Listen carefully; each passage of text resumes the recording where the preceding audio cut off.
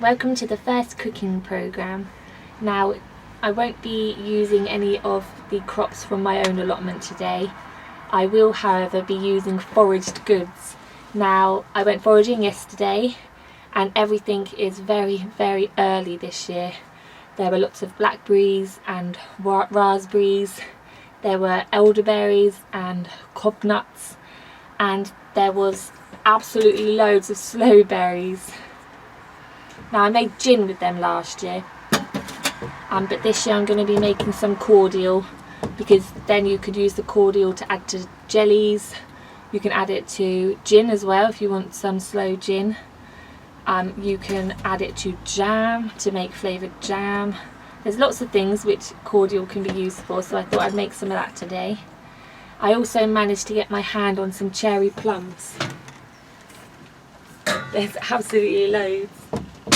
I managed to find 3 trees just down the road from me, and there are some there's a yellow plum tree and there's a red cherry plum tree, and they're absolutely laden with fruit. I managed to get loads. I've already made some jam with some and that was absolutely delicious. I've also made a couple of dessert tarts which were just the most delicious tarts I've ever tasted. The recipe's on my blog for that, so if you want to go over and check that out, that's on there. But today I'll be making cordial with these cherry plums. But first things first is I need to wash the fruit. Now, I've already washed the cherry plums, so I'll just take the sloe berries in the colander down to the tap that's on the site and give them a good old wash.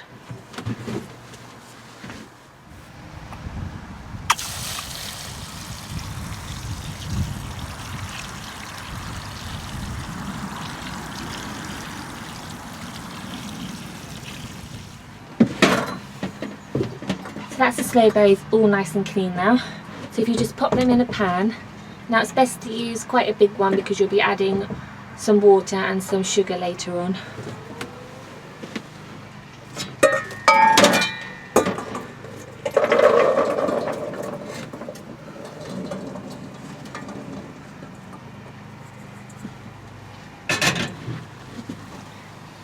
Now, that is 1 kilogram of sloe berries in there. I've removed the stalks, but it doesn't matter too much because you'll be sieving the mixture later, so you'll be getting rid of all the little pips and all the stalks as well. As well as the 1 kilogram of sloes, you need to add 1 litre of water.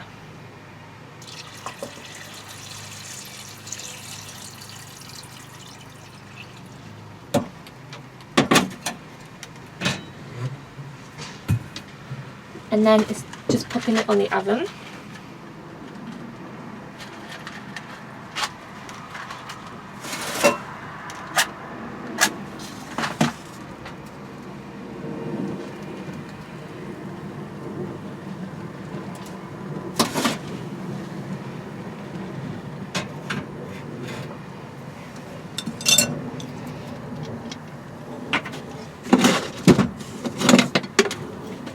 And just adding 1 tablespoon of lemon juice. Now, you can use the juice of 1 lemon for this, but I'm just using some juice from a bottle just to make life a little bit easier.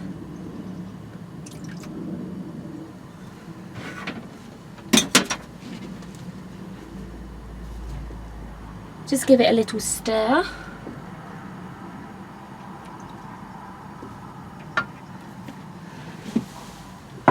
And then that needs to be left for about 5 minutes. Now, after 5 minutes, the sloe berries will start to get soft, and then it's just a matter of mashing them up a little bit just to get all the nice tasty juice out.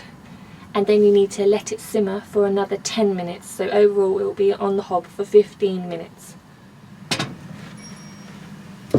So while that's cooking, I will get on with the cherry plum cordial. Now, I washed 1 kilo of cherry plums earlier, and I've added 300 millilitres of water to the pan. Now, they need to simmer away just until the plums start to fall apart. So I'll just cover it with a lid for a little bit, and then it's just a matter of waiting. And I don't have a hob free to make a cup of tea, so I'll go and do some weeding while I'm waiting. So the plums are just starting to fall apart now. The skins are starting to peel off now, really nice. So I'm going to turn that down to a simmer.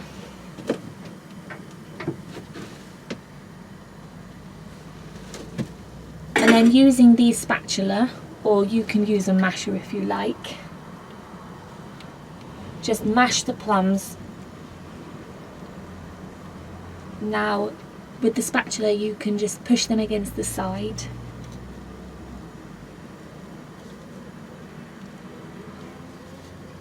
So you're squashing all the nice juiciness out of them and adding it to the water mixture. So hopefully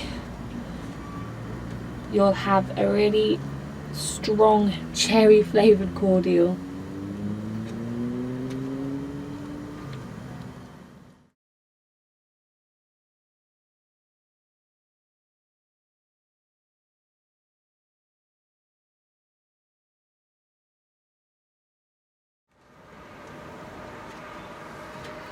And that's all the plums that have been squashed.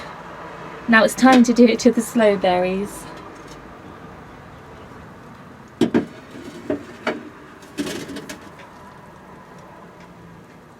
All the skins are starting to burst open on these as well.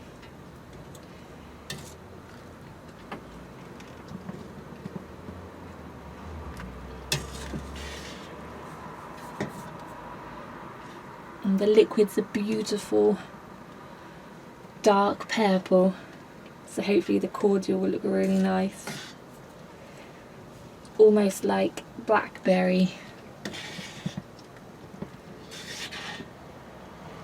So yet again, by squeezing the berries it will put more of the juice into the cordial and it will taste a lot more like sloe berries rather than just water. So give them a good old squeeze.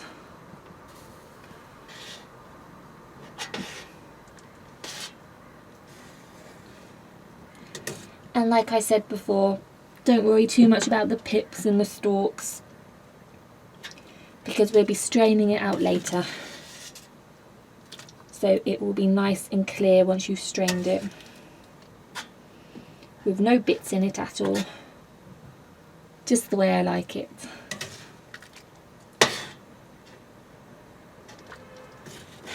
Now that's all been squashed, so that needs to be left on for another 10 minutes. So I will get on with straining the cherry plum cordial. So whilst the sloe berries are simmering away for another 10 minutes, I will start to strain the cherry plum mixture. Now I'll use a sieve and a jug just so it will be easier for me to pour the mixture back into the saucepan using a jug rather than a bowl. Now you can line the sieve with muslin if you don't want any bits in it at all, but of course the stones in the plums are a lot bigger than the pips in the sloe mixture. This is where it can get a little bit messy.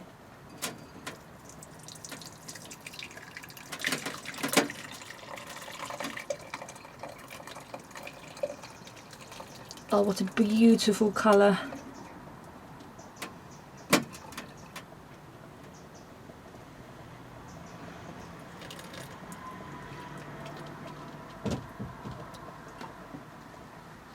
This is when it might be handy to have a saucepan with a tip on it, so you don't get the liquid everywhere.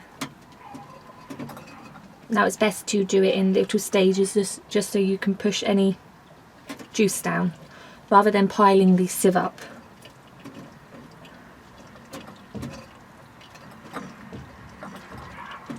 So the sieve is catching all the skins and all the pips inside the plums and leaving a lovely, lovely purple red coloured liquid.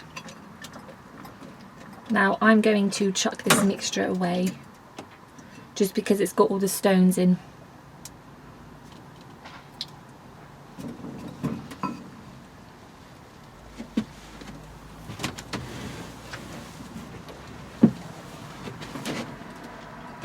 and then just keep adding more until it's completely strained.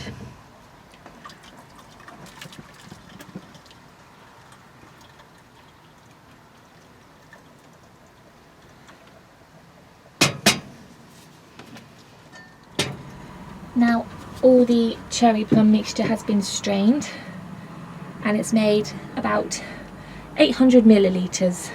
So I'm going to add that back into the saucepan.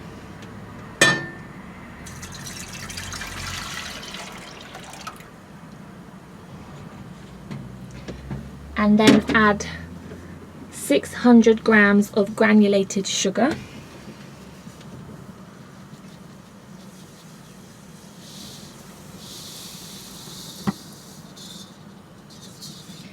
Which seems like a lot of sugar, but it will help to preserve the cordial, so hopefully it will last a little bit longer.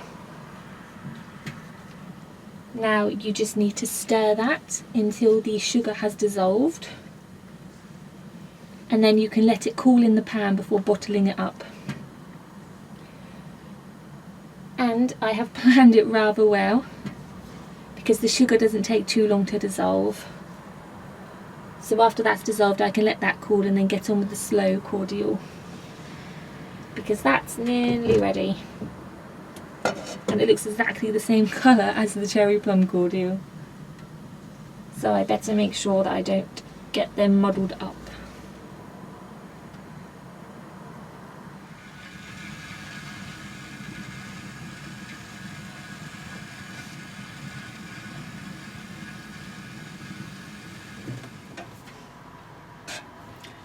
The shed is smelling absolutely delicious. Now the cherry plum is finished, so I'm just going to let that cool in the saucepan while I get on with the sloe cordial. Now I need to sieve it, but this time I'm going to use a piece of muslin. Now muslin is a lot finer, so it will stop all the small pips and all the small stalks from getting into the finished cordial. So I'm just going to put that over the bowl, and then carefully try and pour the mixture into the bowl without getting it everywhere.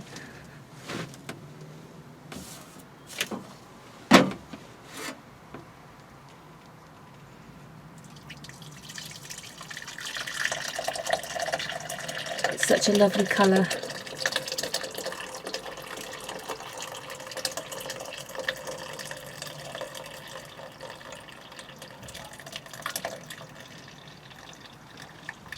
Now it doesn't matter if all the bits go in there now, because obviously there's still some juice hiding in the berries, and the muslin will stop all the pips from going in.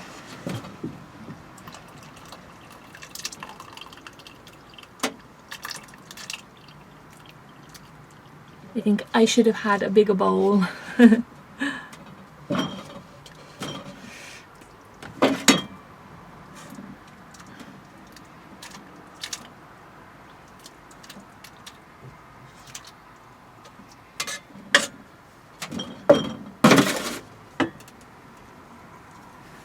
So I lift all the corners up and just hold it up. Now it's turning my muslin a lovely shade of red, but you can see it draining out there. So it's a pure liquid now. Now you can actually get a stand to hold your muslin, which I might need to invest in. But otherwise it's just sitting here and letting it drip down. Now I would squeeze it with my hands, but because it's still really hot, I don't want to burn my hands. So I'm just going to sit here and let it drip.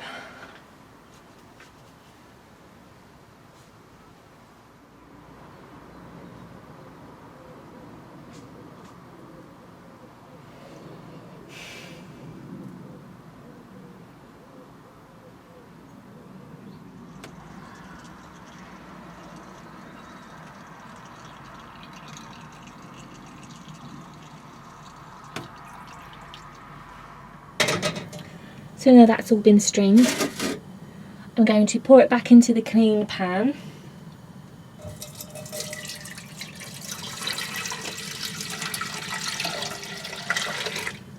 definitely need a clean up after this. And now along with that, I'm going to add 800 grams of granulated sugar.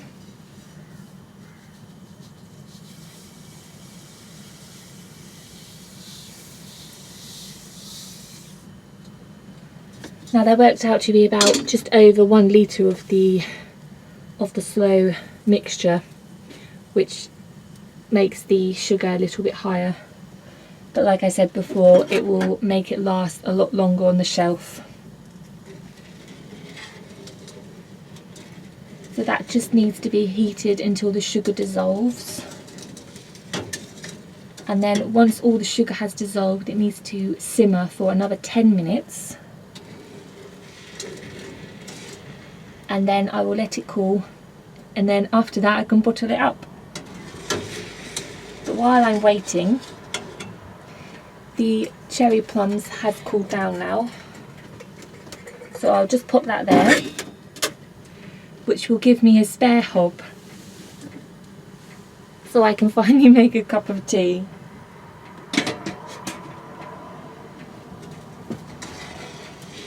Now this will just need to simmer for 10 minutes. And then I can bottle both the cordials up. So I thought I'd get started with bottling up the cherry plum cordial while the Sloe cordial is still bubbling away there. It's on a simmer and it's got about 4 minutes left yet. So by the time I bottled these up, that'll be ready. Now I've got an assortment of bottles here. It doesn't matter what bottles you use. You can use old lemonade bottles if you like, or anything really. I'm going to be using this funnel, just to try and keep the mess at a minimum, because I'm very messy and I spill a lot of things, so hopefully it will keep the mess at a minimum. Now I'm going to fill the bottles up. I'll leave about 1 inch at the top just to allow for a little bit of room.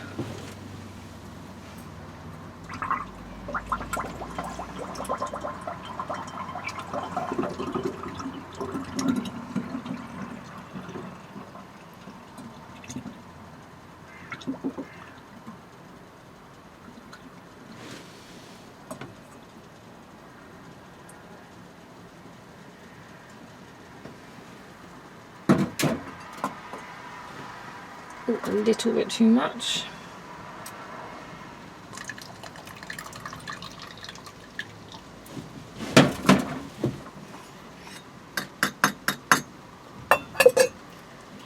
So that's 2 bottles so far. These are 500 milliliter bottles. So there's 2 of them, and there's a tiny bit left, which is a shame that I didn't fit into them. So I'll have to use another little bottle, but I will probably drink that later today, so not to worry.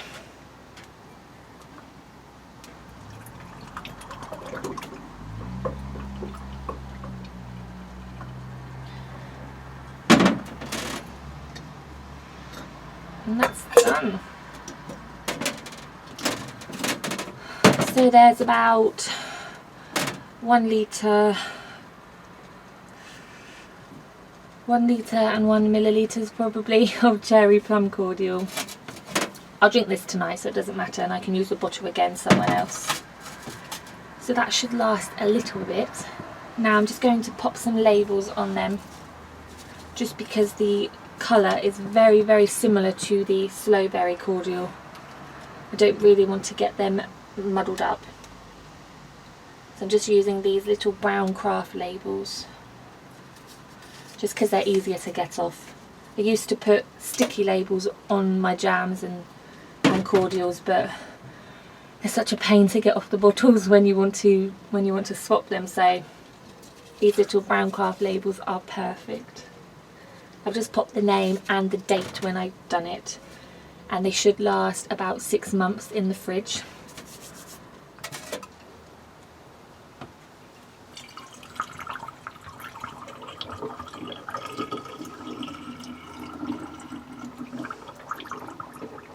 And I've just finished bottling the last of the Sloe berry cordial up, and I've just popped labels on them all so I don't get all muddled. The cherry plum cordial is actually a little bit redder and lighter than the Sloe berry cordial. It's a lot darker and purple. I just can't wait to go and try them. They look absolutely delicious. The colours look really lovely. Now, the best thing about them is that they didn't cost me a lot of money because I foraged the fruits.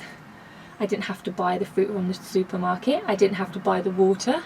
So all I had to buy was the sugar. So all of these bottles didn't cost me more than £3, which is just perfect really. Now, I might go back and forage some more sloe berries rather soon and make some sloe gin again, because I made it last year and it was really, really nice. We drank it all quite quickly. It didn't last very long. So I might make some more sloe gin. I will leave the cherry plums on the tree, I think, just because I've already made jam, I've already made some tarts, and now cordial. So I'm all plumbed out really.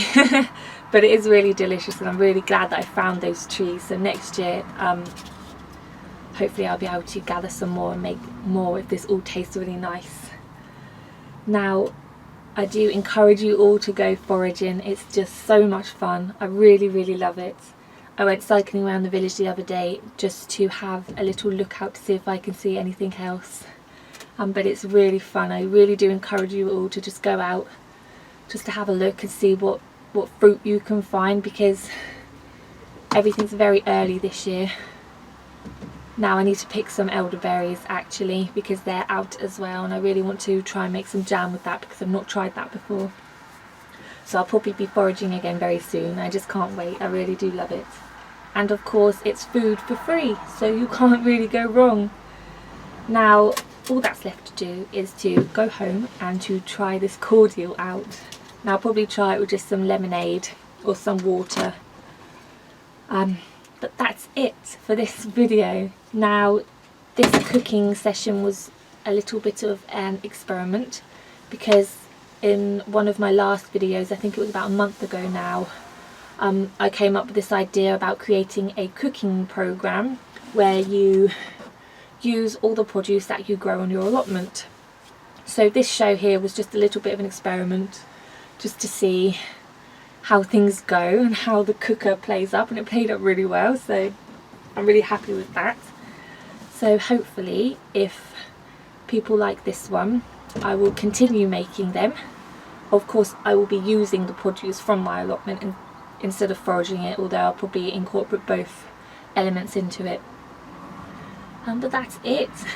Now if it does go well, I will try and make the video a little bit better. I'll probably film outside with a nice table. I'll probably take the oven outside as well and do it all al fresco, and hopefully it'll be a lot better.